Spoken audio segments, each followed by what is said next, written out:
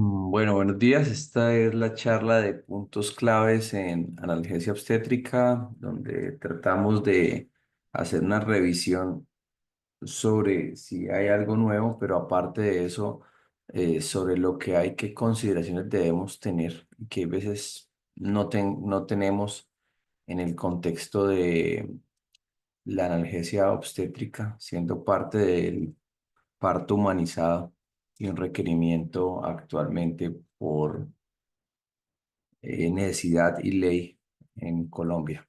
Entonces, el doctor Juan Carlos Solano Manzano nos va a dar la charla, residente segundo año del programa de anestesiología de la Universidad del Valle. Juan Carlos.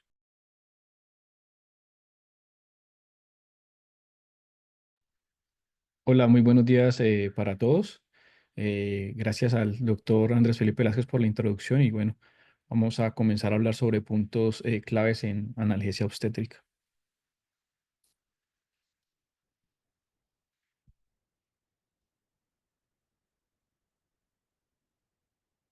Aprovechar para un agradecimiento también al doctor José Luis Mosquera, ginecobstetra y fellow pues, de medicina materno-fetal, quien también me asesoró durante la charla junto con el doctor Velázquez.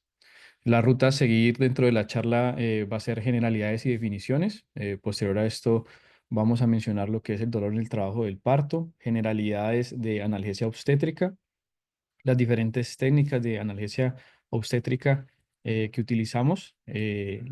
Después de esto vamos a mencionar algunas preocupaciones sobre la analgesia obstétrica y finalmente pues vamos a dar unas conclusiones. Comenzamos pues por la definición de dolor. Esta la tomamos de la Asociación Internacional para el Estudio del Dolor, pues IASP, y esta la define como una experiencia sensorial y emocional desagradable asociada o similar a la asociada a una lesión real o potencial. Esta definición pues tuvo una modificación en el 2020. Y ya entrando a hablar del trabajo del parto, pues este lo definimos como la serie de contracciones uterinas regulares y dolorosas que resultan en un borramiento y dilatación cervical progresiva. Este a su vez pues tiene unas fases, la fase de dilatación, expulsivo, alumbramiento.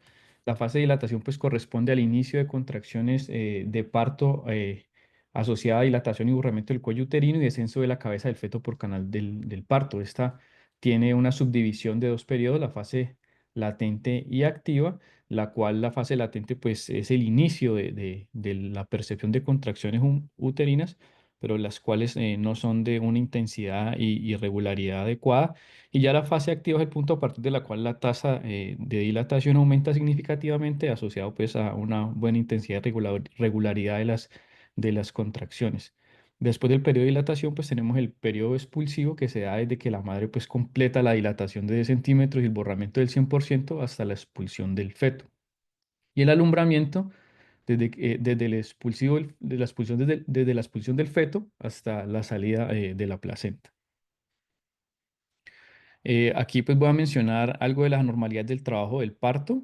Hay que tener en cuenta que Friedman mencionó una duración aproximada de las diferentes fases, tanto la fase latente como la fase activa, y lo cual servía como una guía para detectar alteraciones tempranas del trabajo del parto y complicaciones. Hay que tener en cuenta que él definía que una fase latente podía ser normal hasta 20 horas aproximadamente en nulíparas y hasta 14 horas en multíparas. Y él definía fase activa a partir de 4 centímetros de dilatación, el cual le consideraba que había una velocidad mayor de la progresión de los cambios cervicales. Y él consideraba que alteración o había una prolongación del trabajo del parto cuando había una disminución en la tasa menor a 1,5 centímetros horas en multíparas de dilatación y menor de 1,2 centímetros horas en nulíparas. Y consideraba que la detención o el parto estacionaria se daba por ausencia de cambios cervicales posterior a las 2 horas. Posterior a esto, pues hubo un aumento considerable en finales de 1900 y comienzos de los años 2000, donde sí hubo un aumento de la tasa de cesáreas y partos instrumentados, Y esto llevó a que se planteara, ¿cierto? Varios estudios, dentro de esos, uno fue a nivel del 2002, SAN planteó que este aumento en la tasa de cesáreas se podía deber a que había una progresión menor o una tasa de velocidad menor en las maternas, y él consideraba que la definición de la fase activa debería considerarse a partir de los 6 centímetros, y era a partir de ahí donde eran los cambios más acentuados en la dilatación y el borramiento. Esta prolongación en el parto, en la dilatación del trabajo del parto, él lo consideraba cuando las maternas dilataban menos de 0,5 a 0,7 centímetros hora en nulíparas y menor a 0,5 a 1,3 en multíparas. Y consideraba que el parto estacionario de la detención era el no progreso en 4 horas con una buena actividad o 6 horas con oxitocina y actividad irregular. Esto, ¿por qué es importante pues conocerlo? Porque esta variación de estos tiempos dentro de los algoritmos que maneja cada institución puede interpretarse estas tasas de menor velocidad en la progresión como alteraciones en el trabajo del parto que se le pueden atribuir a causas no obstétricas, en este caso como la analgesia que vamos a hablar. Ya hablando del dolor del trabajo del parto, pues tenemos que hay una primera fase del trabajo, de la primera fase que está dada la sensibilidad más por las aferencias del cervix que del cuerpo, y estas fibras aferentes viscerales acompañan fibras simpáticas que entran a la médula espinal desde T10 a L1, pues pasan por la región paracervical, nervio y plexo hipogastrio y la cadena simpática lumbar. Y ya cuando hablamos de la segunda fase del trabajo del parto, vemos que el dolor está dado más por distensión a nivel de la vagina y del periné, y que el dolor es principalmente de origen somático. Estas bases anatómicas durante el periodo expulsivo suponen que la analgesia pues, puede lograrse con combinaciones de métodos empleados durante la fase de dilatación, y tenemos que está dado principalmente pues, por el nervio pudendo que ingresa a nivel de los segmentos S2 a S4. En cuanto a nivel local, hay diferentes canales a nivel del miometrio eh, que modulan la traducción de señales de estímulos dolorosos. Estos canales responden a la modificación de membrana celular, como lo es el canal de sodio cerebral, el cual responde pues, a una elongación o distensión, al igual que el P2X3 que también se encuentra a nivel del urotelio. Y hay otros canales que responden de manera local a lo que es concentración de hidrogeniones, como el canal iónico sensible a la acidez. Y aparte tenemos otros canales como los vaniloides que responden tanto a concentración de hidrogeniones como aumento de la temperatura local. Estos pues convierten esta señal mecánica, como lo dije ahorita, en una señal eléctrica que genera una percepción pues del dolor. Y aparte de esto, pues hay una serie de diversos factores como prostaglandinas, factor de necrosis tumoral alfa, interleuquinas, factor de crecimiento, que sensibilizan las terminaciones nerviosas y amplifican la percepción de la intensidad del dolor. Aparte de eso, tenemos que hay una alteración a nivel de la prostaglandina E2 asociado a un aumento de la actividad de citoquinas, como los mencioné ahorita, interleuquina 1, beta y factor de necrosis tumoral, y esto lo que va a hacer es una maduración en las próximas 48 a 72 horas a nivel del útero, caracterizado por una desorganización pues, del colágeno.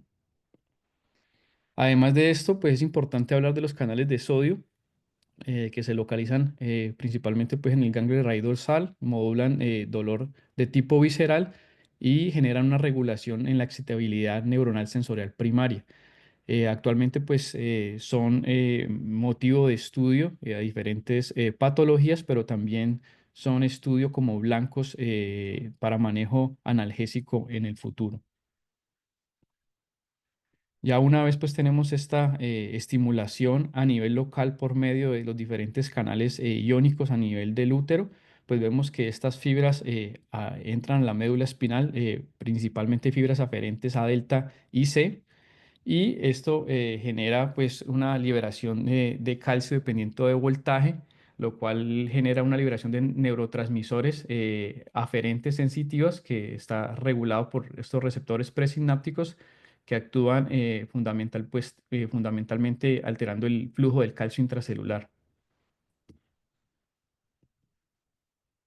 Entonces ya una vez hablando pues brevemente de los diferentes canales y fibras que intervienen en el trabajo del dolor del parto, pues debemos considerar que siendo el trabajo del parto un proceso natural, se debe tratar el dolor.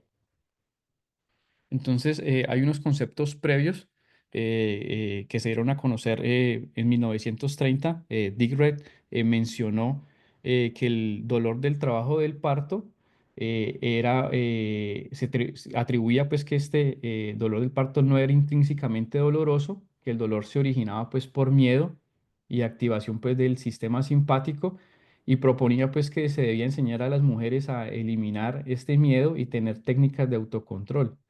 En algún momento pues se malinterpretó esto como por la obstetricia moderna, considerando que él no estaba de acuerdo con el uso de técnicas de analgesia, pero él de por sí ya las utilizaba, solamente que él las desaconsejaba de manera rutinaria o sistemática. Ya posterior a 1950, la MACE popularizó lo que es la psicoprofilaxis como método de preparación para el parto, a pesar pues que no estaba respaldado por evidencia científica, y básicamente lo que pretendía era disminuir esta tensión y ansiedad pues que aumentaba el dolor. Le enseñaba métodos físicos y psicológicos pues como aprender a manejar la respiración, distracción, y también mencionaba pues que los familiares debían ser incluidos en esta etapa de educación. Ya posterior en la década del 90 se ingresa el concepto pues de parto humanizado, donde además de varias consideraciones empezó pues a utilizar la analgesia con cada vez más frecuencia. Eh, Ya pues ahorita entrando a hablar del el parto humanizado, pues tenemos que aquí en Colombia hay unos lineamientos que rigen la atención integral del trabajo del parto, y este estado pues por el Ministerio de Salud y Protección Social, entonces la resolución 3380 del 2018 y la ley 2244 del 11 de julio de 2022, que nos da los lineamientos para dar parto digno, respetado y humanizado, y nos orienta sobre todas las conductas que debemos tomar para garantizar un adecuado manejo del binomio madre-hijo. Aquí en este apartado tenemos pues que nos menciona que la materna tiene derecho pues a un parto respetado y humanizado basado en evidencia científica actualizada. Aparte de eso, nos menciona que tiene derecho al uso de métodos no farmacológicos y farmacológicos para el manejo del dolor durante el trabajo del parto, y también introducen conceptos como el movimiento, tener la posibilidad de tener movimiento corporal, pues, y adoptar diferentes posiciones durante el trabajo del parto. Y vemos que eso va a ser una condición que debe garantizarse durante toda la analgesia obstétrica. Entonces, ya una vez dicho esto, pues tenemos que la solicitud materna es suficiente indicación pues para el alivio del dolor durante el trabajo del parto en ausencia de una contraindicación médica. ¿Y por qué es importante para hacernos pues una idea de cuál es la intensidad del dolor o cómo puede impactar a la condición materno-fetal? Es que en muchos de los estudios que se han analizado los diferentes scores de dolor, se tiene que la comparación del dolor que puede sentir una nulípara sin previa educación durante la etapa prenatal puede ser tan intensa como la amputación de un dedo. Entonces, digamos que es algo importante tener en cuenta esa intensidad y saber que el dolor del parto, pues, es es una situación compleja, es subjetiva el dolor, ¿cierto? Es multidimensional y es un proceso que no es estático, que es dinámico, que puede cambiar durante todo el proceso del trabajo del parto, tanto en intensidad como en otras condiciones.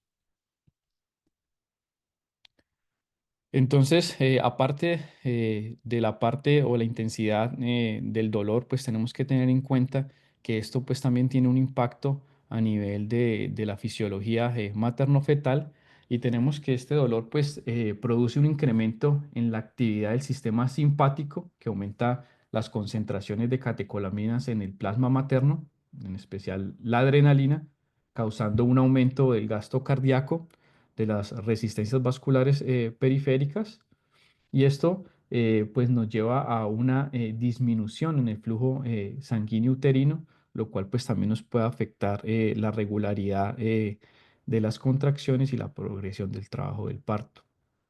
Además de esto, el dolor intermitente también estimula, pues, estimula el sistema respiratorio y lleva a periodos de hiperventilación intermitente en ausencia de administración pues, suplementaria de oxígeno. Estos periodos compensatorios de hipoventilación entre cada contracción pues, pueden provocar episodios transitorios de hipoxemia fetal y aparte de eso, también tenemos que a nivel gastrointestinal, pues el dolor del trabajo del parto eh, nos genera pues ansiedad a nivel de la materna, estrés emocional, aumenta la liberación de gastrina e inhibe reflejos segmentarios y suprasegmentarios en la motilidad gastrointestinal y vesical. Esto pues a, nos lleva a un aumento del volumen y la acidez gástrica, un retraso en el vaciamiento vesical lo cual pues también incrementa el malestar físico y psicológico en la paciente, riesgo pues hasta de broncoaspiración.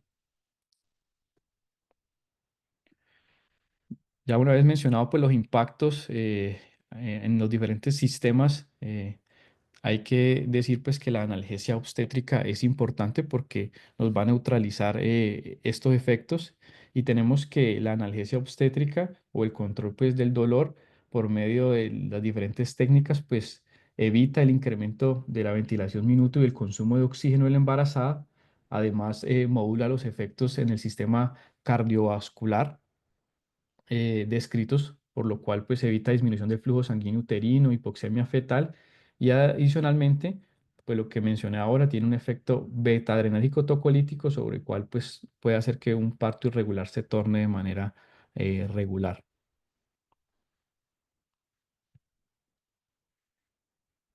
En cuanto a condiciones a evaluar previo a la analgesia obstétrica, pues se debe tener muy en cuenta el deseo de la paciente, las comorbilidades asociadas, hacer una evaluación completa de la paciente, incluyendo pues su vía aérea, eh, tener en cuenta pues el estado fetal, tener consideraciones si este parto va a ser inducido o vía espontánea y también pues cuáles son las expectativas de la paciente tanto a nivel personal como culturales. Algunas pacientes pues pueden manifestar que digamos que una sensación de culpa porque con analgesia de pronto las puede desligar de lo que es esa conexión pues con todo este proceso del trabajo del parto. Tenemos aparte de eso que hay unas características para que una técnica de analgesia pues sea la ideal y es que esta debe ser segura para el binomio madre-hijo, no debe pues interferir con el progreso del trabajo del parto, que es una de las complicaciones más frecuentes que digamos que se tienen en cuenta así hoy en día. Debe ser flexible, dado pues el cambio de las condiciones que hablamos que es un dolor que es dinámico, es un proceso que no es estático, tiene que causar un alivio constante del dolor, evitar pues esos fenómenos de wax and wane o exacerbación del dolor, generar una duración que sea pues mantenida en el tiempo y pues con mínimos efectos adversos. Ya entrando a hablar pues de las diferentes técnicas de analgesia obstétrica, pues tenemos que la analgesia obstétrica puede ser no farmacológica y cuando hablamos de farmacológica, pues también puede ser a nivel sistémico o técnicas a nivel neuroaxial. Dentro de las técnicas no farmacológicas tenemos una amplia gama, lo que son masajes, aromaterapia, hipnosis, acupuntura, estimulación pues nerviosa transcutánea, que son TENS, que se realiza pues con un par de electrodos en la región paravertebral, con un electrodo a nivel de T10 a L1 y otro a nivel de S2 a S4. Pues se recomienda su uso como en las fases iniciales del parto debido a que estimula pues la liberación de endorfinas. Sin embargo, pues tenemos que con estas medidas no farmacológicas tenemos varias limitaciones. Algunas pues que no tienen el equipo disponible en ciertas unidades obstétricas. Otras es que cuando se comparan los scores de dolor con las otras técnicas que tenemos disponibles, pues tienen un impacto leve sobre la mejoría del dolor. Y lo otro es que a medida que aumenta el trabajo del parto, pues puede ser que sea más difícil garantizar la seguridad de estas técnicas no farmacológicas. Entonces, básicamente esa es la limitación. Aquí tenemos pues una tabla donde mencionamos las diferentes técnicas y vemos que la efectividad, ¿cierto? Es baja. Sin embargo, pues sus complicaciones pues son mínimas asociadas al uso.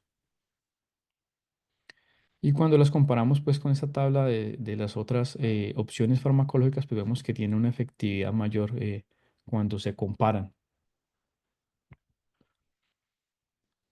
Ya entrando en materia, a hablar de farmacología sistémica, tenemos este estudio, que son 19 estudios aleatorizados de un total de 2.863 pacientes.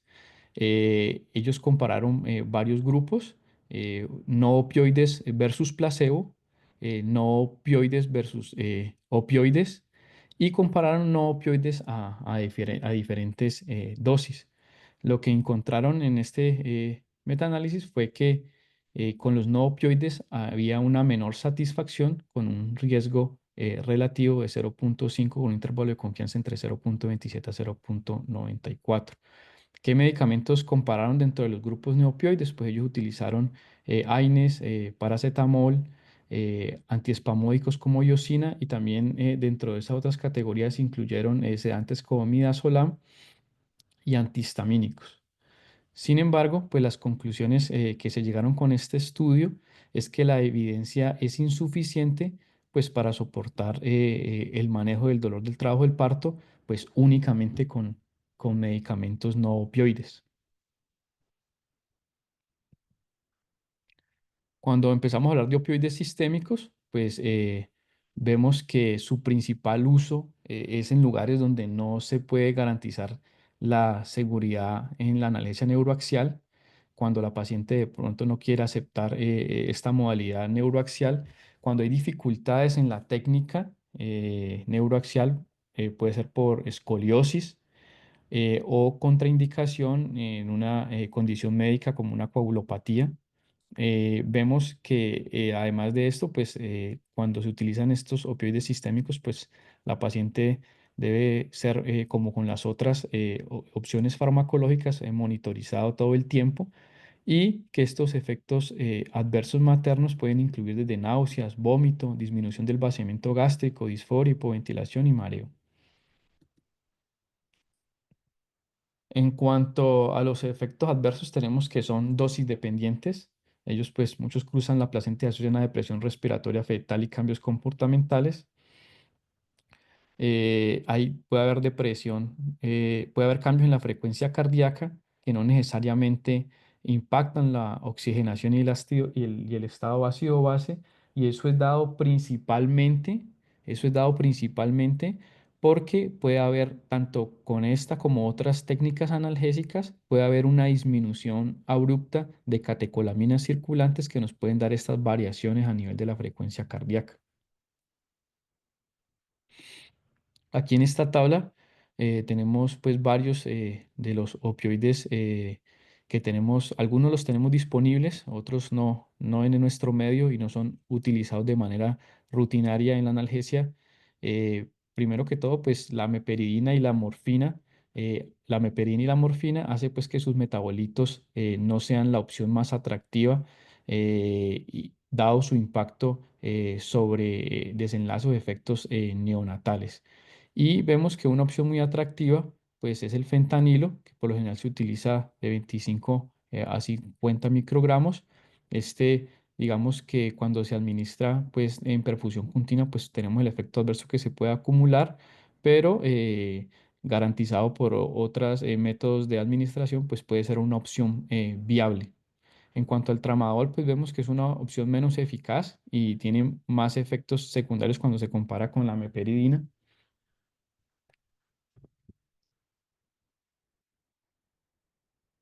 Ya hablando de remifentanil versus fentanil, tenemos que ha sido una opción el remifentanil que ha sido introducido como una opción en las pacientes que tienen la analgesia epidural contraindicada y es atractiva porque dado su, pues, su vida media, nos ayuda, dada pues que lo podemos administrar por bombas, bien sea por infusión continua o por bolos. Cuando hablamos de remifentanil versus fentanil, hay varios estudios que han entrado a comparar. Uno de esos, pues, es este estudio de corte retrospectivo del año 2011, en el cual compararon 98 mujeres y lo que buscaba, o los desenlaces primarios, era eficacia analgésica con desenlaces neonatales. Ellos compararon que remifentanil administrando un bolo de 0,25 microgramos por kilo y posterior dejando una infusión de 0,025 a 0,05 microgramos kilo minuto y lo compararon con fentanil dado pues por bolos de 25 a 50 microgramas con un lockdown o un intervalo de seguridad entre cada dosis de 3 a 5 minutos. ¿Qué encontraron ellos? Pues que había un mayor porcentaje de saturación materna cuando se hablaba de remifentanil, un 13% versus un 2% solamente de fentanil, y también evidenciaron que cuando se utilizaba pues el remifentanil se tenía que utilizar mayor reanimación neonatal. Perdón, cuando utilizaban fentanilo, sí había que utilizar una mayor reanimación neonatal. En cuanto a comparación de la eficacia analgésica, pues no encontraron diferencia estadísticamente significativa en los scores de dolor.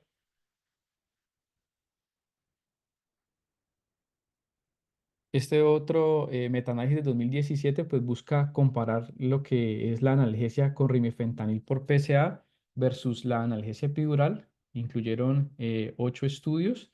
El outcome primario pues era satisfacción materna. Ya habían otros outcomes secundarios como la evaluación del dolor a la hora, a las 2 y a las 3 horas del posoperatorio. También pues se evaluó lo que era náuseas, vómito e hipoxemia junto con depresión respiratoria aguda materno-neonatal. Eh, Tenemos pues que en este cuadro evidenciamos los 8 estudios que se incluyeron, el número de participantes y la forma que se administró el remifentanil por PSA.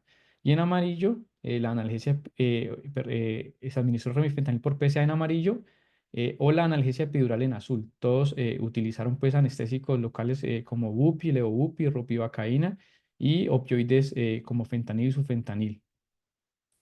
¿Qué resultados obtuvieron? Pues en cuanto a satisfacción en los scores de dolor, pues no hubo diferencia significativa. Cuando se midió lo que es los scores de dolor a la hora, a las 2 y a las 3 horas, tampoco hubo una diferencia significativa entre utilizar remifentanil y fentanil. Pero vemos que cuando se analizó el riesgo de desarrollar hipoxemia, digamos que hubo un mayor riesgo a desarrollar hipoxemia con el remifentanil con un odds ratio de 7,4 con un intervalo de confianza que va desde el 3,4 hasta el 16. La conclusión pues de estos estudios fue de baja validez interna. Se considera pues que el REMI por PSA puede ser una alternativa a la analgesia epidural pues cuando no son candidatas. Lo que sí requiere pues cuando estamos administrando este tipo de analgesia es una mayor vigilancia, una vigilancia pues constante por el equipo y dado pues su riesgo de hipoxemia, ¿no? Este otro metaanálisis fue una revisión sistemática del 2022, el cual evalúa eficacia y seguridad de remifentanil por PSA versus la analgesia epidural. Y básicamente, dentro de los forest plots, pues vemos este que evalúa lo que es la incidencia de fiebre materna intraparto dentro de la primera hora. Y vemos que fue más significativa en el grupo de epidural, ¿cierto? Con un odds ratio de 0,43, entre un 0,30 y 0,62 de intervalo de confianza. En cuanto a los otros desenlaces, pues tenemos que hubo mayor incidencia de depresión respiratoria con el remifentanil, lo cual pues favorece la intervención de analgesia epidural. Y en cuanto a incidencia de scores de Apgar menor a 7 a los 5 minutos, digamos que no hubo diferencia entre administrar remifentanil por PSA o analgesia epidural. Ya hablando de la satisfacción materna, igual que en el estudio anterior, pues no hubo diferencias en cuanto a lo que es satisfacción materna. Ya hablando de la analgesia inhalada, pues tenemos que durante mucho tiempo se ha tenido como opción para analgesia la mezcla autoadministrada pues del 50% de óxido nitroso y 50% de oxígeno. Esto se utiliza en varios países como en Gran Bretaña, Canadá, Australia y Finlandia, pero digamos que es poco utilizado en Estados Unidos. La mayor barrera con la implementación de este método es la disponibilidad limitada de equipos de suministro de óxido nitroso. El dispositivo pues debe estar equipado con una válvula a demanda capaz de suministrar un volumen alto de forma intermitente. Los que utilizan pues en odontología emplean flujos bajos y no son adecuados para el uso intermitente en la analgesia obstétrica. Y pues es necesario que se tenga un buen sistema para administrar esta mezcla prefijada. Los sistemas, muchos de los que utilizan de un solo cilindro, pues que utilizan en Europa no han sido aprobados por la FDA y pues no están disponibles, ¿cierto? No interfiere pues con la actividad uterina. Tenemos que se piensa que actúan liberando péptidos opioides endógenos a nivel de mesencéfalo y pues regula las vías medulares descendentes del dolor, aunque pues el mecanismo todavía está poco claro. Tiene pues un inicio rápido, eh, alcanza concentraciones máximas en el cerebro pues a los 60 segundos en parturienta y sufre pues un metabolismo mínimo. Pues para lograr esta analgesia óptima del óxido nitroso, lo ideal es que la inhalación pues se inicie antes de la siguiente contracción. Dentro de sus efectos adversos pues tenemos somnolencia, mareo del 23%, parestesias, náuseas y emesis. Y al comparar el óxido nitroso pues, con la analgesia epidural, vemos que la reducción del dolor es variable.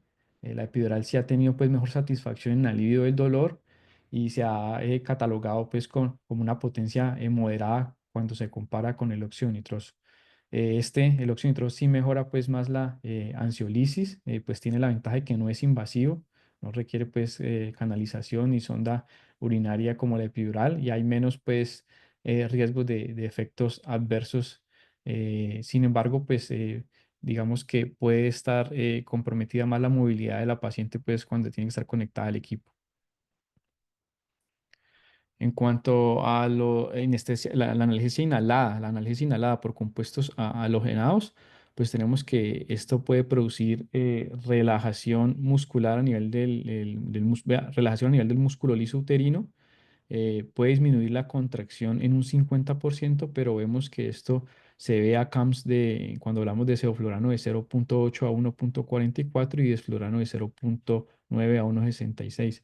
Pues dentro de las limitaciones que tenemos, pues que requiere equipo especializado, se genera mayor contaminación y pues corremos el riesgo de amnesia, pues que no es lo ideal, que la idea es que la materna pues esté consciente durante todo el trabajo del parto y que nos pueda cooperar y también pues que hay la pérdida pues de pérdida de reflejos de la vía aérea.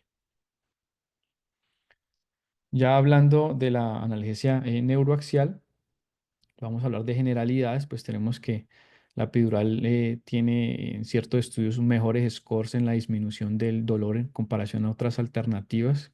como lo mencionamos ahora, disminuye la hiperventilación y la alcalosis, pues requiere de la disponibilidad de un personal entrenado y requiere pues una educación y acompañamiento por el personal de salud durante todo el proceso. Este, pues, digamos que es una lista de verificación en la cual uno debe realizar previo a iniciar la analgesia.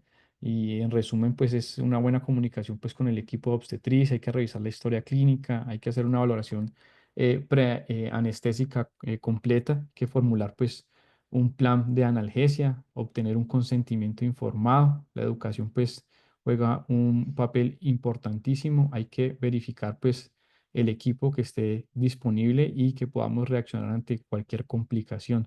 Obviamente garantizar un acceso venoso, una monitoría básica, ¿cierto? Y hacer siempre pues una pausa de seguridad.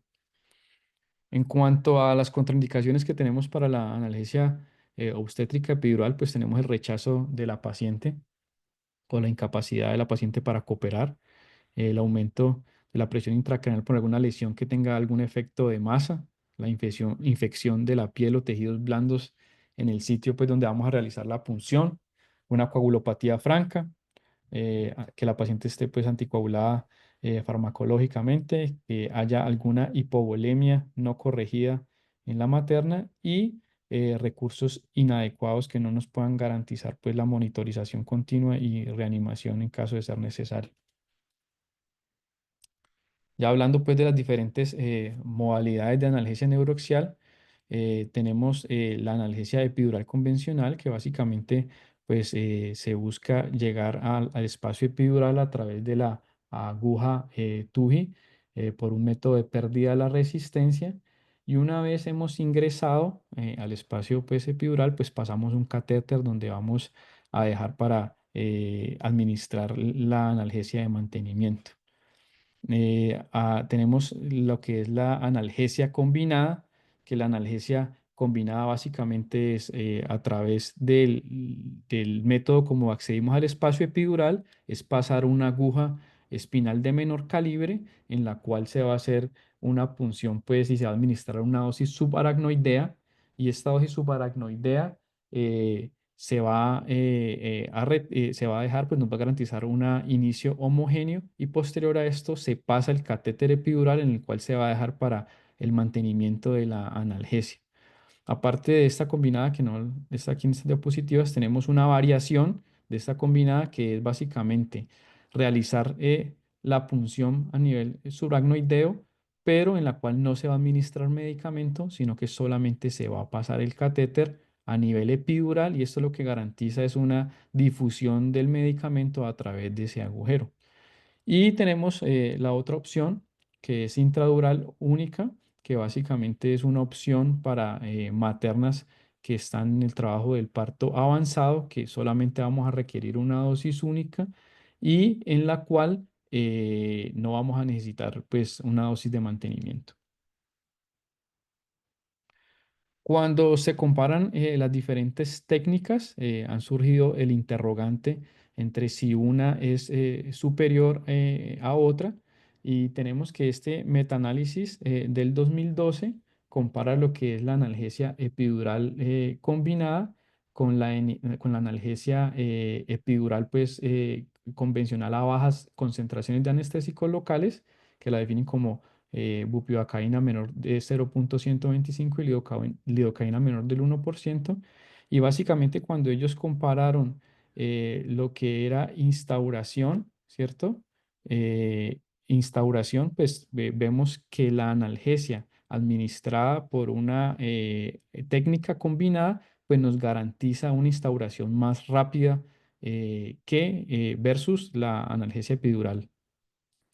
Cuando ya se valoraron otros desenlaces, como lo que es satisfacción o requerir dosis de rescate, vemos que no hay diferencia en este metaanálisis en cuanto a administrar una técnica combinada versus una epidural y tampoco impactó pues la satisfacción materna.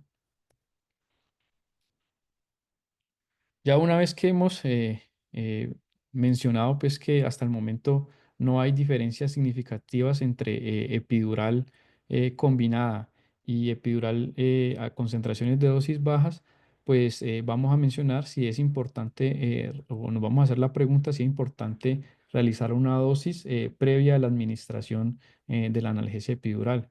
Entonces tenemos que la dosis de prueba, pues inicialmente fue escrita en 1981 por Muri y Batra. Básicamente lo que querían era descartar pues alguna posición anormal intravascular, intratecal o subdural. Esta pues se podía hacer con anestésico local y epinefrina. Digamos que las preocupaciones sobre los efectos intravasculares o perfusión uteroplacentaria pues siempre han estado digamos que debatidas, ¿no?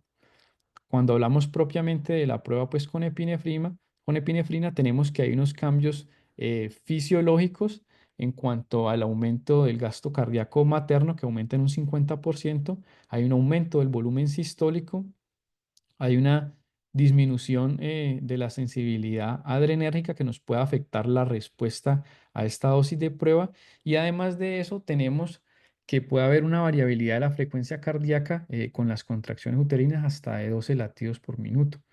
Estas pues contracciones uterinas pueden encubrir lo que es la respuesta hemodinámica anticipada y también tenemos que estos efectos sistémicos de 15 microgramos de epinefrina pueden ser bastante sutiles, lo que puede llevar a un aumento adicional transitorio de solo 10 latidos por minuto. Básicamente, pues como conclusión tenemos que la epinefrina pues ofrece pocos beneficios sobre la exposición a su riesgo y además hay que tener la consideración pues que en pacientes con trastornos hipertensivos que estén cursando durante la gestación, pues también nos puede comprometer aún más lo que es el flujo uteroplacentario. Ya cuando vamos a hablar de la prueba con lidocaína, pues tenemos que con el nuevo concepto de la walking epidural, que básicamente lo que promueve es el uso de concentraciones de anestésicos, las concentraciones bajas de anestésicos locales y que esta paciente pues pueda tener una movilidad conservada para no afectar la progresión del trabajo del parto. Tenemos que con este ingreso de este nuevo concepto pues el utilizar concentraciones de lidocaína altas nos puede generar un mayor bloqueo motor y pues no nos descarta completamente la posición del catéter. Entonces, pues una medida que probablemente nos induzca las complicaciones pues que pretendemos evitar pues con las concentraciones bajas, pues no sería una medida adecuada a utilizar. Tenemos entonces pues como recomendaciones que se deben utilizar concentraciones bajas de anestésicos locales, no deberían superar la dosis pues de la anestesia espinal, se deben vigilar signos que sugieran administración subaracnoidea, hipotensión o bloqueo sensitivo motor pues anormal y digamos que aunque ellos no recomiendan de manera sistemática, aunque ellos no recomiendan realizarlas en población obstétrica, porque incluso se puede ver que con la aspiración del catéter se puede descartar ciertas posiciones, digamos, intravasculares que pueden oscilar entre pueden ser, digamos, que pueden oscilar entre el 0,02% y el 0,95%. Ellos sí nos aconsejan que debemos tomar ciertas conductas para descartar malposición del catéter. Una de esas, pues nos habla de la posición de cúbito lateral. Esto pues genera una menor distensión a nivel de los vasos epidurales y lo cual puede disminuir el riesgo, la posición de cúbito lateral de la canulación pues de un vaso. Administrar líquidos endovenosos previos, preferir pues un catéter de orificio único a múltiple. Ellos también dan como unas recomendaciones en cuanto a material. Sin embargo, vemos que en recomendaciones de este artículo pues estas son de calidad baja, ¿no? De baja calidad. Ya una vez que hablamos de la concentración de anestésicos locales, pues como mencionamos ahora, actualmente pues debemos utilizar concentraciones bajas, debe utilizarse un anestésico local ideal pues que produzca bloqueo sensitivo, eficiente y predecible, se debe evitar el bloqueo motor, se debe tener pues un buen perfil de seguridad en caso de sobredosis o administración intravenosa accidental Y en este estudio lo que evidenciamos es la comparación de anestésicos locales a concentraciones bajas de 0,125 y lo comparan con dosis de bupivacaína al 0,25%. Básicamente, ¿qué evidenciaron ellos? Evidenciaron que la bupivacaína a concentración de 0,125 tenía un volumen mínimo de anestésico local de 13,6 para un efecto deseado, con una dosis mínima de 17 miligramos. Y lo compararon con la bupivacaína al 0,5, en el cual utilizaba un menor volumen de 9,2 ml con una mayor concentración de dosis mínima efectiva, y en lo cual esto, digamos que nos impactaba en una analgesia igual de satisfactoria en los scores de dolor, y aumentó el volumen del 50% a una reducción de la dosis en un 25%.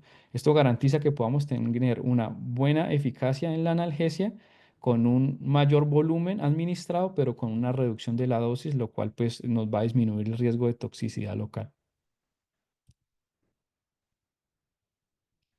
En este estudio, básicamente, pues lo que compara son este metaanálisis, 15 estudios, 1997 pacientes en los cuales comparan las dosis bajas de anestésico local versus las altas. Ellos la definen en este estudio como concentraciones bajas menores de 0,1% y altas mayor al 0,1%, y lo utilizaron también con ropivacaína, tres estudios en el cual utilizaban la dosis equivalente a concentraciones bajas y altas menor a 0,17 y mayor a 0,17%.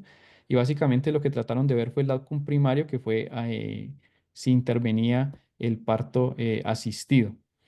En este forest plot básicamente evidenciamos que el uso de concentraciones bajas de anestésicos locales favorece la intervención, pues, o disminuye lo que es la tasa de partos asistidos.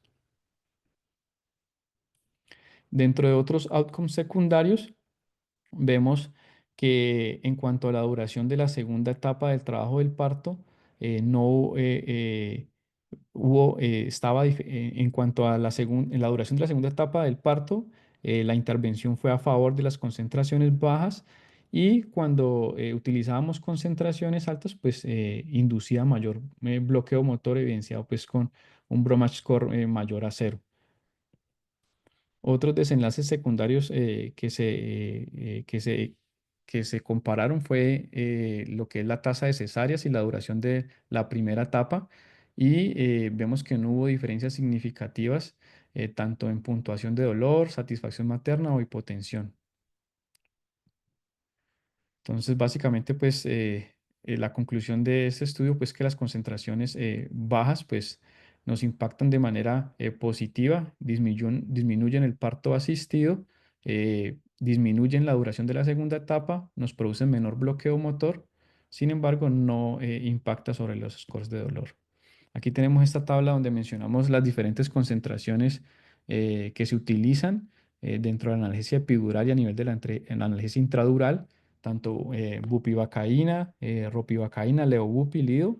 Y también tenemos las dosis que utilizamos de manera regular, pues tanto de opioides para analgesia epidural como de analgesia intradural.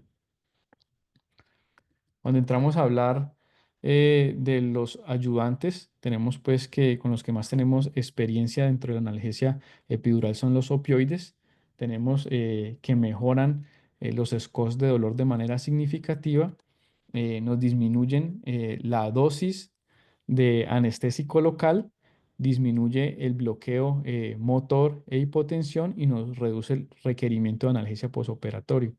En cuanto a las complicaciones, pues las que producen la mayoría de opioides, prurito, es un mayor porcentaje dado por morfina cuando se compara con el fentanilo, náuseas y emesis de un 20 al 50%, más dado pues por la morfina espinal, retención urinaria que oscila entre el 30 al 40%, más dado por la morfina espinal, y una depresión respiratoria que va desde el 0,15 al 1,1% en epidural hasta el 7% cuando se administra de manera intratecal. Todas estas complicaciones como náuseas, vómito y prurito y depresión respiratoria pues dependen de la dosis que administramos, ¿no? Otros coayudantes que siempre han causado dudas si se deben utilizar de manera rutinaria en analgesia obstétrica, pues es la clonidina. Tenemos que la FDA pues no tiene estudios adecuados en población obstétrica que avalen su seguridad en cuanto a eficacia y dosis y pues también preocupa sus efectos marcados sobre la hipotensión y la perfusión uteroplacentaria. En cuanto a la neostigmina, pues hay preocupaciones teóricas en cuanto al feto, ya que puede producir hipotensión, ¿cierto? Y pues se requieren más estudios para recomendarla. En cuanto a la ketamina, pues intratecal, hay estudios que han mencionado que puede generar apoptosis a nivel celular cuando se han hecho estudios pues, en animales. Y vemos que a nivel epidural pues no hay estudios suficientes en lo que es población obstétrica. En cuanto a la dexametasona, pues hay riesgo de aracnoiditis adhesiva y un umbral reducido para infecciones de abscesos peridurales y meningitis, pues se requieren más estudios antes de recomendarla de manera rutinaria. En cuanto a qué modo de administración debemos preferir para garantizar pues, una adecuada analgesia epidural, tenemos que la analgesia epidural puede ser administrada por bomba o de manera manual por bolos. Cuando es por bomba, pues tenemos que hay unos bolos intermitentes a nivel pues, epidural que se programan determinado volumen en un cierto intervalo de tiempo y que además de eso se pueden combinar con estrategias que son dosis epidural analgésicas programadas o administradas por el paciente y estas frecuentemente se utilizan de manera combinada también lo que es la infusión continua epidural con la analgesia controlada por el paciente. Cuando examinamos o analizamos cuál de estos modos es mejor, pues tenemos cuando se comparan de manera individual, se considera pues que la administración intermitente epidural por bolos pues puede generar una mayor presión a nivel epidural, genera una mejor propagación, un mejor bloqueo sensorial y a su vez pues induce un menor bloqueo motor. Esto pues nos puede facilitar la deambulación en comparación con la infusión continua que puede generar una menor distribución del anestésico y nos puede impactar en un mayor riesgo de bloqueo motor.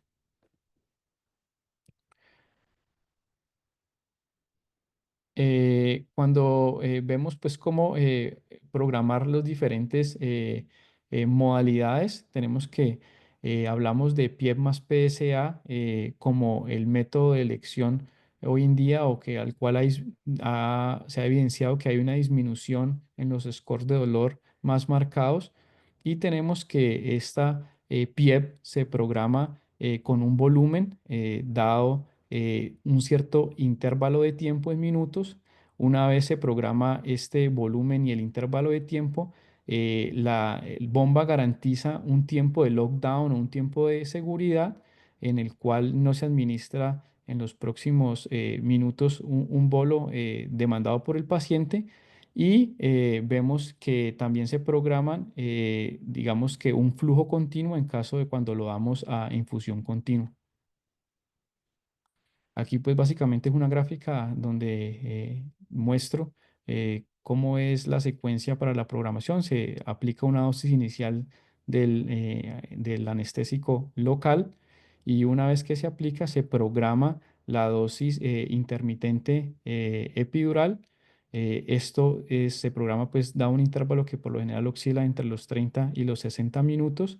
Esto genera un bloqueo de seguridad de 15 minutos en el cual cuando se programa combinado por un bolo administrado por el paciente, pues no permite en esos próximos 15 minutos de entregar una nueva dosis, pero una vez pasa este periodo de lockdown, pues el paciente en caso de exacerbación del dolor, pues se puede administrar una nueva dosis.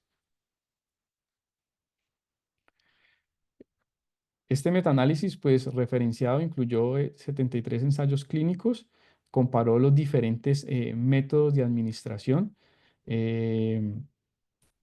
diferentes métodos de administración, incluyendo pues la analgesia epidural y también opioides entregados por PSA. Esta tabla pues es compleja de entender, pero básicamente los que están subrayados son los resultados pues estadísticamente significativos con respecto a satisfacción materna. Se encontró pues que las diferencias medias superiores a cero favorecen la intervención pues de la columna y las diferencias medias inferiores a cero favorecen la intervención de la fila. ¿Qué conclusiones pues evidenciamos en esta tabla? Que cuando se compararon los módulos individuales con los módulos duales, pues lo que es la PIEP más la PSA es superior a la administración de analgesia epidural solo por PSA y es superior al fentanilo por PSA y es superior al módulo a la modalidad combinada de infusión continua más PSA. En cuanto a la necesidad de dosis de rescate, que también se evaluó en este metaanálisis, pues vemos que las razones de probabilidad inferiores a uno favorecen la intervención de la columna y las razones de probabilidad superiores a uno favorecen la intervención de la fila. Básicamente, ¿qué se evidenció ahí? Pues que el módulo dual de la PIEP más PSA fue superior a la administración de PSA sola y administración de fentanilo por PSA. Entonces aquí tenemos en esta tabla mencionado pues tanto las ventajas que se da cuando uno combina lo que es el bolo intermitente de analgesia epidural con la analgesia epidural controlada por el paciente y básicamente las ventajas son es que disminuye lo que es el consumo total de anestésico local, hay una disminución del medicamento o el uso de medicamentos opioides, eso nos impacta en un menor también bloqueo motor, hay una menor incidencia de parto instrumentado, hay una menor disminución, una exacerbación del dolor y hay una mayor satisfacción del paciente. Esto pues nos lo compara pues con las desventajas de administrar solamente un bolo manual o por PSA por sí solo y es que requiere pues intervenciones frecuentes por el equipo de anestesia, genera mayor oscilación entre el periodos de exacerbación del dolor y digamos que puede haber implicaciones de seguridad pues con dosis altas. En cuanto cuando se compara pues con infusión continua con analgesia administrada controlada por el paciente, pues vemos que hay una analgesia más consistencia pues ya que se da en infusión continua, hay menor intervenciones por parte del equipo médico, pues ahí menor disminuye la carga de trabajo para el anestesiólogo, pero pues las desventajas es que puede haber una mayor regresión del bloqueo motor, se necesita una mayor dosis de rescate y nos puede impactar en mayor incidencia de bloqueo motor.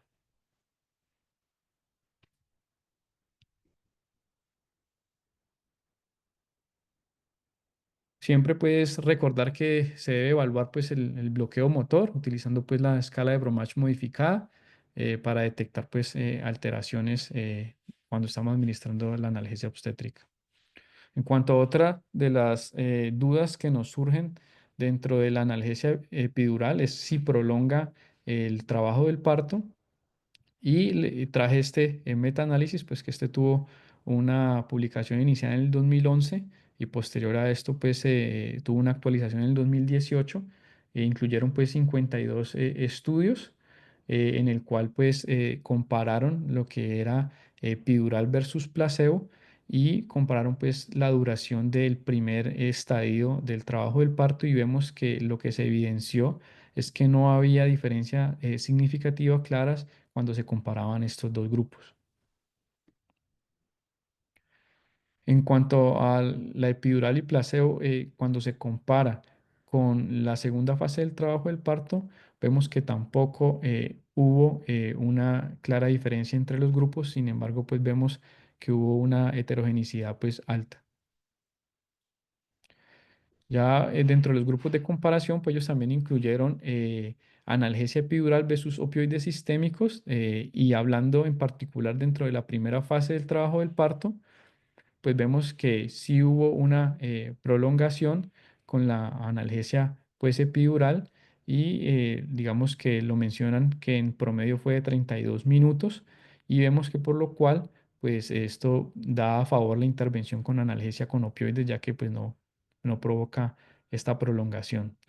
Y cuando ellos comparan lo que es duración de la segunda fase del trabajo del parto entre opioides y epidural, vemos que también hubo una prolongación en la segunda fase, en promedio fue de 15 minutos. Vemos que, pues, que hay una heterogeneidad alta, pero favorece la intervención pues, de analgesia con opioides, ya que no produce este aumento en la duración del trabajo del parto. Entonces hay que tener en cuenta pues que cuando ellos hacen el subanálisis de grupos, pues este efecto en la prolongación de la segunda fase del parto disminuye cuando se incluyen solamente los estudios por encima del 2005. ¿Qué caracterizan estos estudios? Pues que estudios por debajo del 2005 es más frecuente que hayan utilizado concentraciones altas de anestésicos locales en el cual en muchos de los estudios que agrupan desde 1900 utilizaban concentraciones tan altas hasta de 0,25 para bupivacaína. Y para complementar esta revisión en cuanto a lo que es trabajo o prolongación del trabajo del parto, traje este metaanálisis, que fue un estudio que se publicó en el 2017 y básicamente lo que buscaba comparar los efectos de la analgesia epidural con dosis bajas versus la analgesia no epidural. ¿Qué se evidenció básicamente? Pues ellos tenían un outcome primario que era la duración del segundo estadio, pero también incluyeron otros desenlaces como riesgo de cesárea y duración del primer estadio del trabajo del parto. Y lo que básicamente vemos es que no hubo una diferencia significativa y la analgesia epidural, pues con dosis bajas de anestésicos locales, no se asoció a una prolongación del trabajo del parto ni al parto instrumentado, como lo observamos aquí.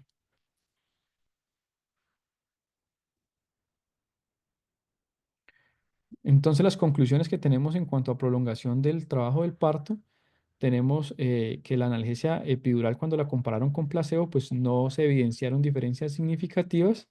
En el metaanálisis, pues evidenciamos que cuando se compara la epidural versus opioides, sí hay una prolongación en la primera y en la segunda fase, caracterizada por 32 y 15 minutos aproximadamente. Pero pues tenemos que tener en cuenta que estos tiempos pues no son clínicamente significativos y también tenemos que tener en cuenta que cuando se hace el subanálisis, pues el análisis de subgrupos en los estudios por encima del 2005, pues este efecto en la prolongación tanto de la primera como la segunda fase del parto, pues desaparece. ¿Qué caracterizan estos estudios? Pues básicamente que se utilizan dosis bajas de anestésicos locales. En cuanto a si la analgesia obstétrica epidural nos aumenta el riesgo de parto instrumentado, dentro de este mismo estudio, pues ellos analizaron tanto el grupo de analgesia epidural versus placebo y vemos que no hubo una diferencia significativa. Igual, cuando ellos compararon la analgesia epidural con opioides, vemos que la analgesia epidural sí aumentó la tasa de parto instrumentado, sin embargo, la calidad de la evidencia pues es baja, ¿cierto? Y tiene una heterogeneidad pues del 29%. Eh, entonces, ¿qué tenemos? Pues que la epidural aumenta, la analgesia epidural aumenta la tasa de parto instrumentado, pero también está determinada en los estudios, depende del anestésico o la concentración del anestésico local que se utilice. En cuanto a si la analgesia obstétrica epidural aumenta el riesgo de cesárea, pues tenemos que este outcome de los estudios iniciales que hicieron, pues no se ha visto relacionado directamente con la analgesia epidural en comparación a las otras dudas que hemos tenido en cuanto a prolongación del trabajo del parto y parto instrumentado. Y otra de las preocupaciones que sí habían en cuanto al riesgo de cesárea era si nos podía afectar en el momento en que ponemos la analgesia obstétrica, los desenlaces o el aumento de tasa de cesáreas. En este estudio se incluyeron pues 12.793 pacientes nulíparas que solicitaron pues analgesia neuraxial. Ellos pues fueron asignadas a un grupo temprano, ¿cierto? En el cual se les administraba esta analgesia con una dilatación de al menos 1 centímetro, y en el otro grupo le administraban la analgesia epidural de manera tardía cuando tenían una dilatación de al menos 4 centímetros. ¿Qué medicamento utilizaron? Pues utilizaron ropivacaína al 0,125 y sufentanil al 0,3 microgramos, y básicamente el desenlace primario era la tasa de cesáreas.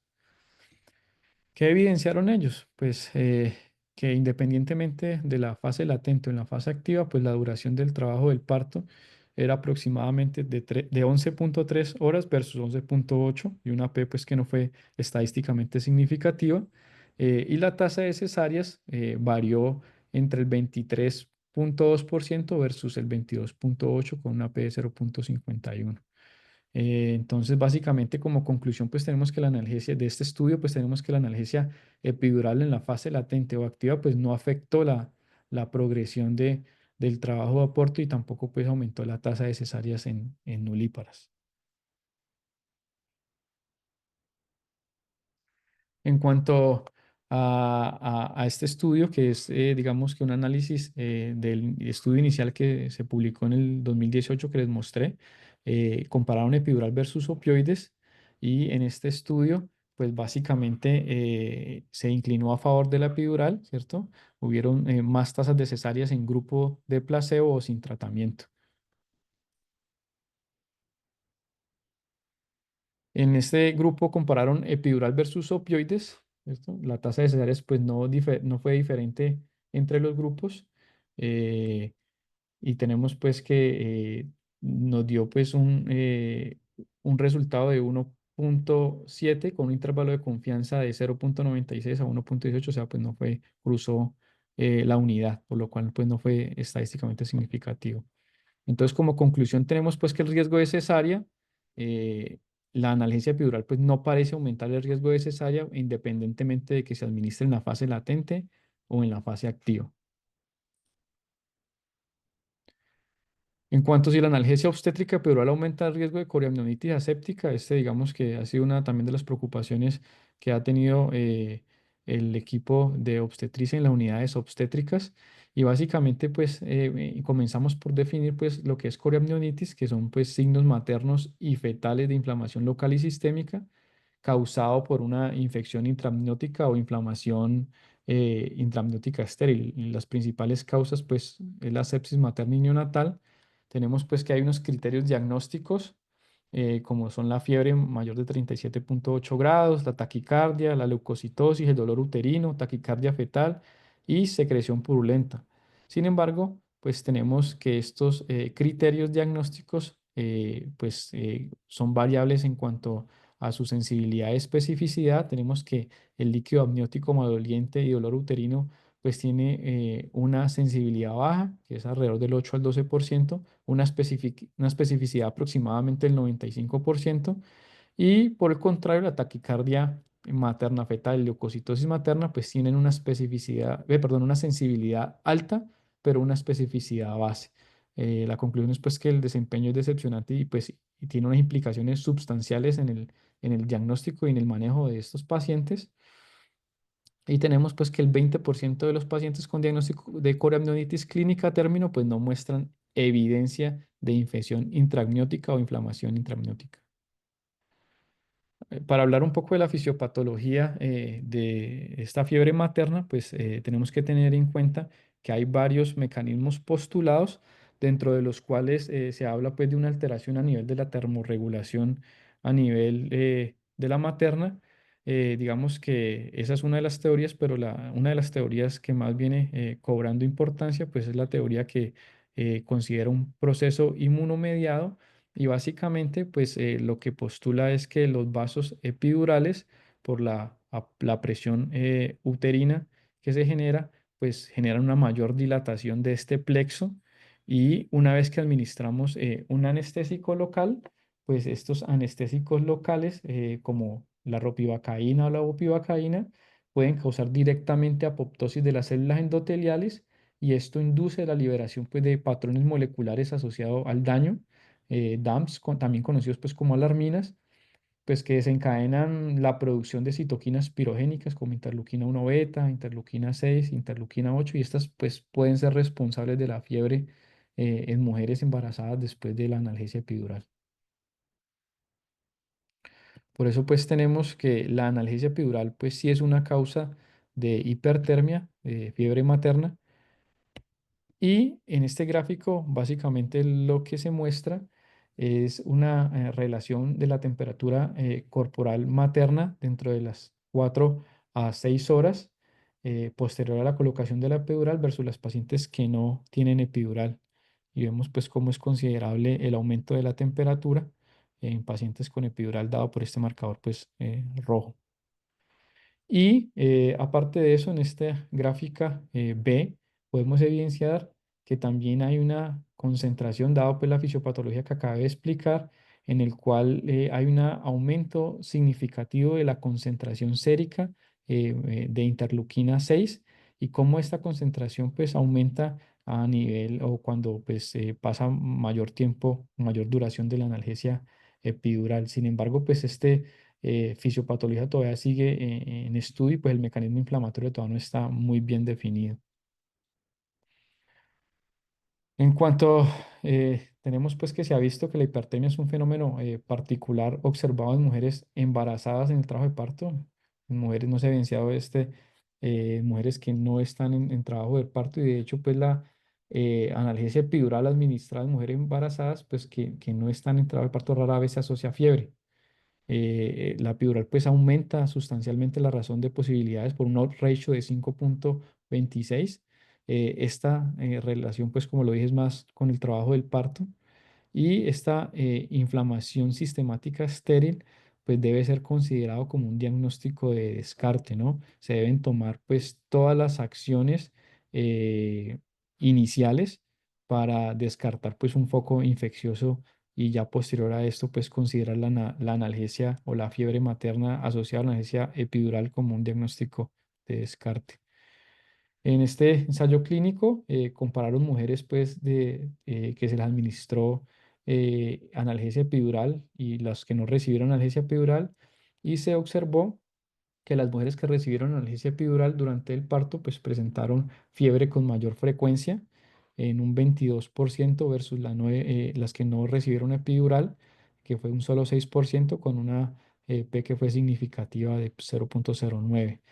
Y vemos, además de eso, que las mujeres pues, que tuvieron analgesia epidural no tuvieron una mayor probabilidad de infección placentaria. Las que recibieron epidural, un 4.7% versus las que no tuvieron analgesia epidural, un 4%, con una P pues, que no fue estadísticamente significativa. Eh, en cuanto a la infección de pacientes febriles, vemos que este no aumentó el porcentaje en cuanto a las que recibieron analgesia epidural, compararon 5.4% y las no febriles, que fue aproximadamente un 4.3% con una P de 0.7. Entonces tenemos que la fiebre relacionada con la analgesia epidural pues rara vez se asocia con infección. En este gráfico básicamente lo que observamos es una relación entre la fiebre intraparto y cómo ésta se relaciona con alteraciones a nivel de la contractibilidad. Se evidencia que hay una disminución en la contractibilidad después de las 2 horas de iniciar el proceso febril y la mayoría de estas mujeres pues que desarrollan fiebre intraparto pues van a requerir oxitocina. En cuanto a la epidural pues, relacionada con la fiebre materna, también anexé esta revisión sistemática, este metaanálisis que tenía como objetivo pues, investigar el efecto de la fiebre intraparto relacionada con la epidural y los resultados maternos neonatales. Incluyeron 2 ensayos clínicos controlados. eh, Incluyeron 5.000, 579.157 gestantes en el trabajo de parto y básicamente lo que se evidenció era que aunque esta pues está relacionada directamente con la fiebre materna, no aumentó el riesgo en administrar los antibióticos tanto a la materna como a nivel neonatal y tampoco hubo diferencia en cuanto a la incidencia de sepsis neonatal. En cuanto si hay una terapéutica que podemos realizar para prevenir lo que es esta fiebre asociada a la analgesia epidural, pues dado su fisiopatología que se explicó que puede estar inmunomediada, se consideró que la administración de esteroides pues, nos puede ayudar a su manejo. En este estudio pues analizaron lo que era la administración de metilprednisolona y consideraron pues que reduce la incidencia en un 90% cuando se compara con el placebo y disminuye pues la concentración de interleuquinas, pero esta a su vez pues aumenta el riesgo de bacteriemia neonatal asintomática, por lo cual pues los esteroides endovenosos pero no se recomiendan de manera sistemática en que si deberíamos atribuir esta causa de analgesia epidural a algún medicamento en particular o alguna concentración en particular, pues vemos que la fiebre se produce en presencia o en ausencia de opioides epidurales y se presenta también con las diferentes concentraciones de anestésicos locales, por lo cual pues la técnica del cóctel farmacológico pues no aparecen alterar las tasas de fiebre.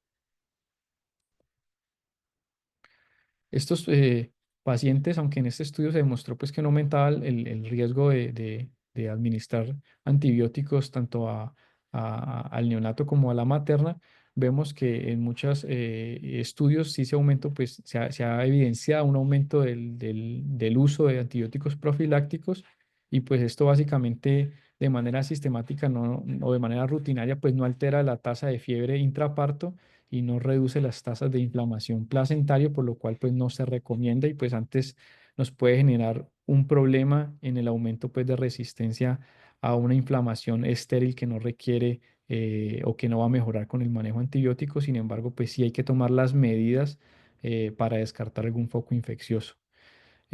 Otra de las opciones que ellos consideran es si limitar los tactos vaginales posepidural puede ser una intervención adecuada y pues no se aconseja ya que pues estas permiten detectar anormalidades en el trabajo del parto y ayuda a tomar medidas correctivas de manera temprana. Entonces pues se desaconseja esta práctica.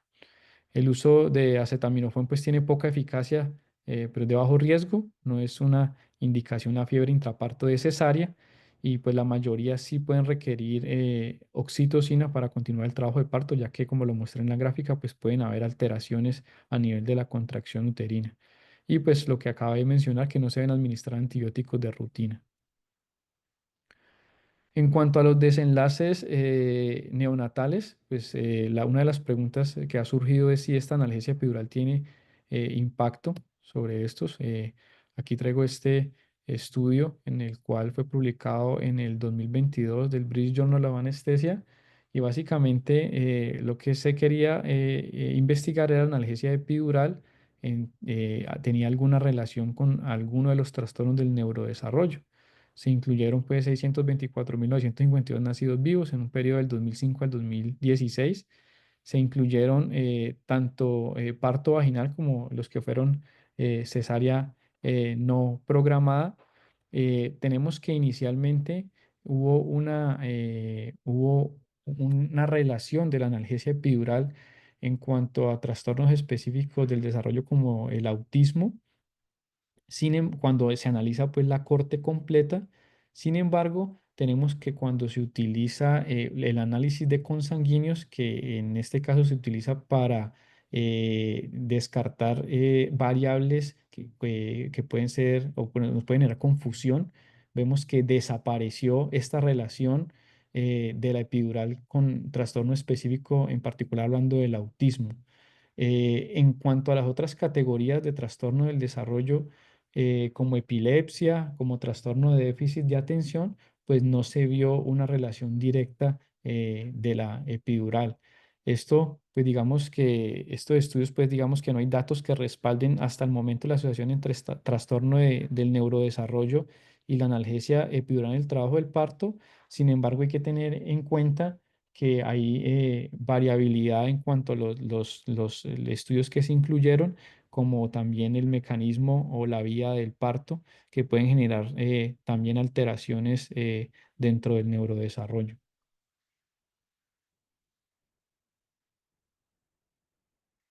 Eh, en este estudio, pues básicamente lo que se comparó fue lo que es analgesia epidural versus opioides y qué tanto se impactaba en los scores de Apgar, ¿cierto? Menores de 7 a los 5 minutos. Y en este estudio, pues no se encontró impacto sobre los puntajes de Apgar, no, tampoco aumentó el riesgo del ingreso a UCI neonatal. En cuanto al análisis de la relación de analgesia epidural con cómo impacta en los pHs del recién nacido, pues vemos que cuando se analizó pHs por debajo de 7,2, eh, esta intervención fue a favor de la analgesia epidural, pero cuando se compararon pHs por debajo de 7,15, no hubo diferencia entre administrar pues, analgesia epidural o opioides. En cuanto a la asociación analgesia epidural con resultados o alteraciones a nivel neonatales, pues este estudio de corte retrospectivo que realizó en Escocia, pues incluyó 435.281 nacidos vivos en el periodo entre 2007 y 2016 y básicamente se obtuvieron nacidos entre 24 y 43 semanas de gestación, hicieron un seguimiento de estos niños a los 1.000 días y compararon el desarrollo tanto en habilidades sociales, motoras gruesas o finas, comunicación y otras, digamos que, preocupaciones en cuanto al neurodesarrollo. Entonces, pues las conclusiones fue que inicialmente la epidural aumentó la reanimación neonatal en el ingreso a UCI neonatal, pero esto se corrigió con el ajuste según el modo del parto. Básicamente son variables que pueden generar confusión porque pueden haber otras alteraciones dentro de este modo del trabajo del parto que puedan generar trastornos en el neurodesarrollo.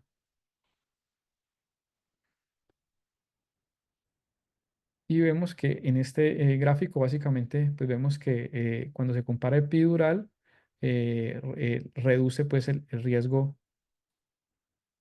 En cuanto a las conclusiones de efectos neonatales, pues vemos que es un tema de controversia. Hay unos estudios pues con muchos factores de confusión. Eh, Estos estudios pues lo que nos orientan es que puede mejorar el estado ácido base fetal, mejora la perfusión placentaria y digamos que no hay evidencia clara de compromiso en el neurodesarrollo. En cuanto a otras técnicas de analgesia obstétrica, pues tenemos unas que no son utilizadas de manera rutinaria, pero la idea básicamente de estos bloqueos, en este caso el bloqueo paracervical, es la idea de depositar anestésico local en los fondos de saco uterovaginales con ayuda de un espéculo. Es útil en el alivio del dolor producido en el periodo de dilatación y pues es menos eficaz durante el expulsivo. Esto pues nos lo recomienda como una evidencia 1A.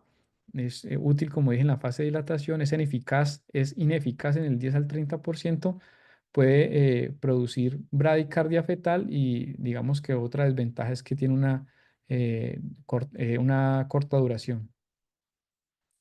En cuanto al bloqueo del pudendo, pues se puede realizar el bloqueo de los nervios pudendos internos en sus tres ramas perineales. Es útil en la fase de expulsivo. Deben tener una dilatación completa o en 8 a partir de 8 en multíparas. Se ha demostrado pues que no altera las contracciones uterinas, cooperan más las pacientes, no hay efectos adversos en el feto, puede retardar eso se puede retardar el segundo periodo del parto, por eso no se pone pues en la fase expulsiva. Y ya. Como para llevar a casa, pues tenemos estas conclusiones. La analgesia obstétrica hace parte del parto humanizado. Hay unas amplias alternativas de analgesia por la cual se debe individualizar en presencia de contraindicación. Los estudios pues, disponibles evidencian mayor beneficio que riesgo materno-fetal con la analgesia epidural y tenemos que los estudios que analizamos pues, tienen una gran heterogeneidad y pues, poca validez interna en muchos de los ensayos clínicos pues, que involucran analgesia obstétrica. Eso es todo. Gracias. Bueno, Juan Carlos, muy buena charla. eh, Muy extensas están. Y todavía quedaron faltando otros tópicos, como es, por ejemplo, la bradicardia fetal en relación a la analgesia epidural. Eh, la idea es que esto es un abrebocas.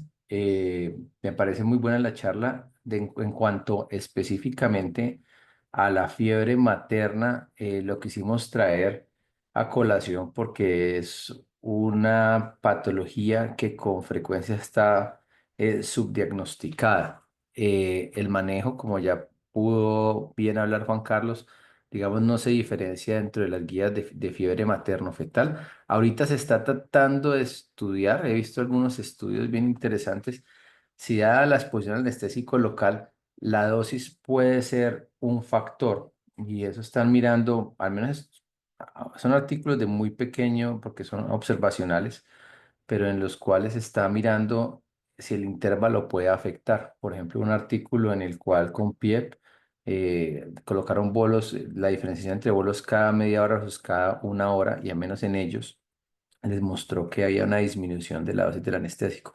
Entonces, eso es algo que no hay una diferenciación entre el tipo de anestésico, pero de pronto habría que entrar a determinar a ver si de pronto el intervalo pueda tener un impacto sobre esta patología. Por acá hay algunas preguntas en el chat, Juan Carlos. Voy a dar buenos días. Vamos a comenzar. Ronald dejó unas inquietudes.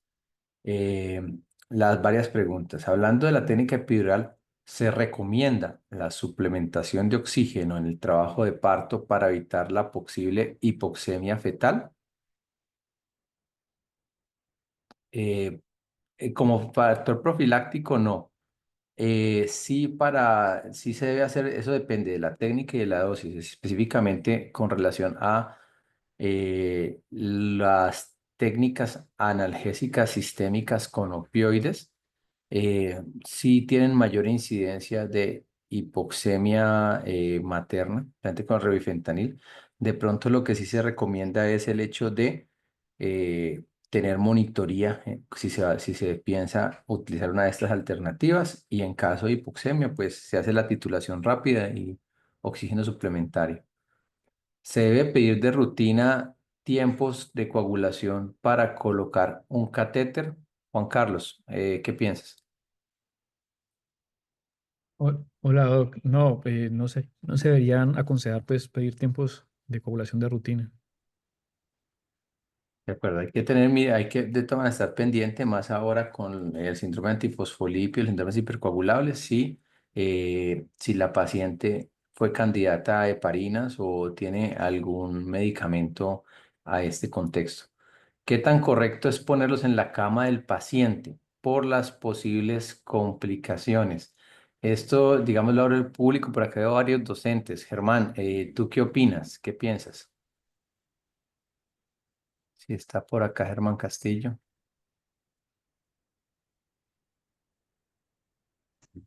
Bueno, la idea es que abrirle el micrófono. Espérate, yo tengo acá. Co-host.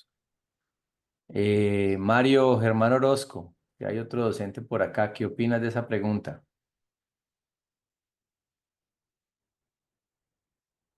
No, no está por acá. Bueno, en cuanto a eso, digamos que un nuevo mensaje, permítanme acá. Espere, vamos a abrirle el audio a Germán Castillo. El Germancho no le da audio. Espérate un momentico por acá. Fabricio, Germán está como co-host, o Juan Carlos, lo puedes colocar a Germán como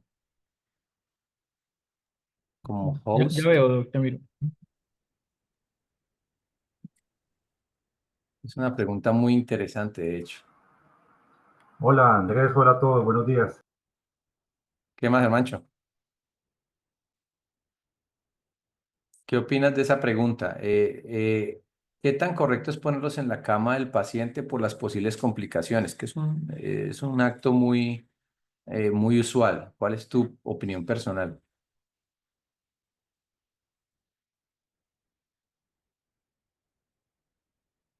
Mario.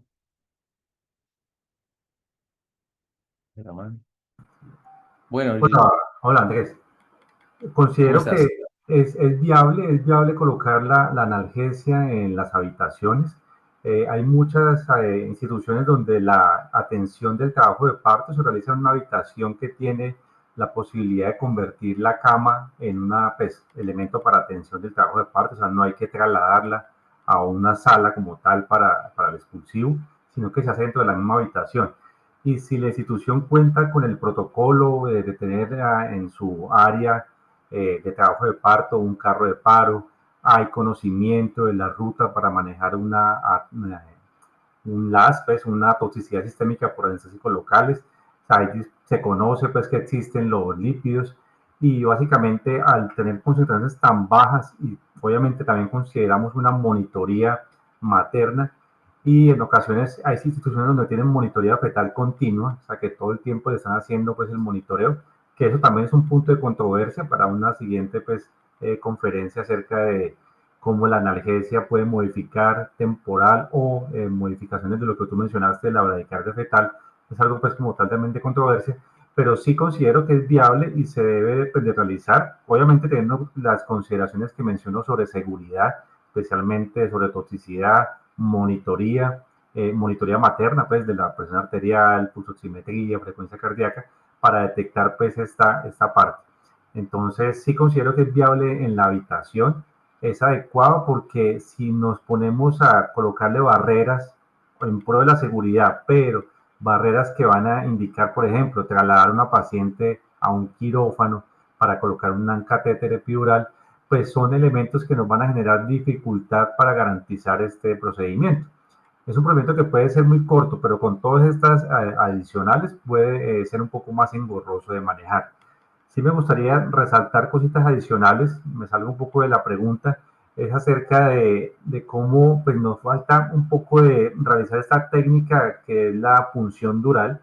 Solano la mencionó, pero digamos que en nuestro medio no tenemos tanta experiencia como otros grupos, por ejemplo en Estados Unidos, en el McGill y demás.